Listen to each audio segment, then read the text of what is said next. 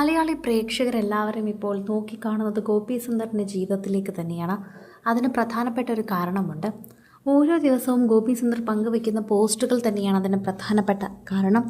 ഗോപി സുന്ദർ ഏതൊരു പെൺകുട്ടിയോടൊപ്പം ചിത്രം പങ്കുവച്ചാലും പ്രേക്ഷകർ കണ്ടുപിടിക്കുന്ന ഒരു കാര്യമുണ്ട്. ഇത് അദ്ദേഹത്തിൻ്റെ കാമുകിയാണ്, അല്ലെങ്കിൽ പ്രണയിനിയാണ്, ഇവർ തമ്മിൽ പ്രണയത്തിലാണ് എന്നൊക്കെയുള്ള കാര്യങ്ങൾ.